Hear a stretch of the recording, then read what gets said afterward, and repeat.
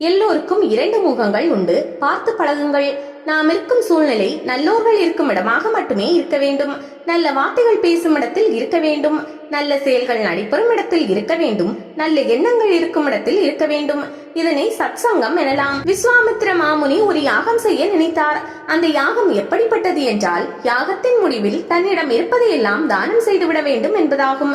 இதுவே அந்த யாகத்தின் முறை. அதன்படியே யாகத்தின் முடிவில் விஸ்வாமித்திர முனி தன்னிடம் இருந்ததையெல்லாம் தானம் வழங்கிக் கொண்டிருந்தார். இதை கேள்விப்பட்ட வசிஷ்ட முனி தானும் விஸ்வாமித்திரரிடம் தானம் பெற வேண்டும் என்று விரும்பினார்.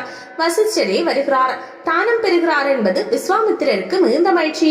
சற்று கர்வத்துடன் தானம் கொடுத்தார். தானம் பெற்ற வசிஷ்டர் அமைதியாய் தன் ஆசிரமம் திரும்பினார்.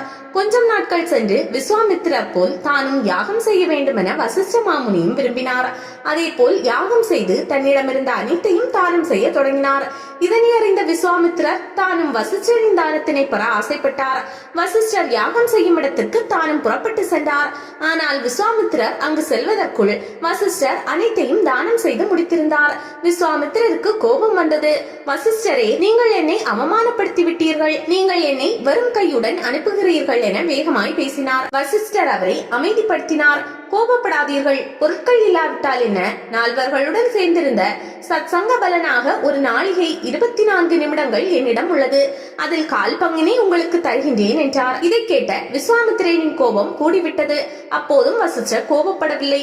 விஸ்வாமித்திரரே, நீங்கள் போய் உலகுக்கே ஒளி கொடுக்கும் சூரியனையும் இந்த பூமியையே தாங்கும் ஆதிசேஷனையும் நான் அழைப்பதாக கூறி அழைத்து வாருங்கள் என்றார் வசிஷ்டர். விஸ்வாமித்திரருக்கு சற்று குழப்பமாக இருந்தது. யோசித்தார். சரி, போய்தான் பார்ப்போமே என்று சொல்லி சூரிய பகவானிடம் சென்றார். சூரிய பகவானோ, விஸ்வாமித்திரரே, நான் வந்தால் இங்கு என் வேலையை யார் கவனிப்பார்கள்? நான் வரமாட்டேன் என்றார்.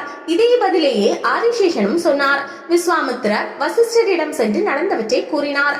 வசிஷ்டர் உடனே, அப்படியா, சரி, இருவரிடமும் சென்று வசிஷ்டரிடம் ஒரு நாளிகை சத்சங்க சகவாச பலன் இருக்கிறது, அதில் இருவருக்கும் கால் கால் பங்கு தருவதாக கூறினார் என்று கூறி அழைத்து பாருங்கள் என்றார். விஸ்வாமித்திரரும் மீண்டும் சென்று இருவரிடமும் அவ்வாறே கூறினார்.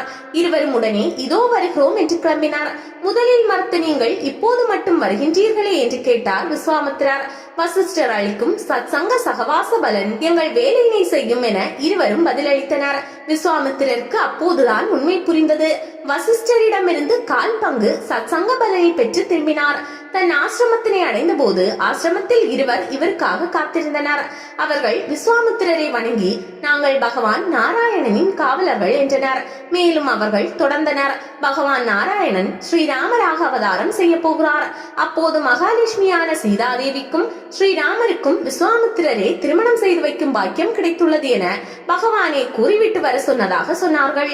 மேலும் எல்லாம் சத்சங்க சகவாச பலன் என்றும் சொன்னார்கள். அவ்வாறே நிகழவும் செய்தது.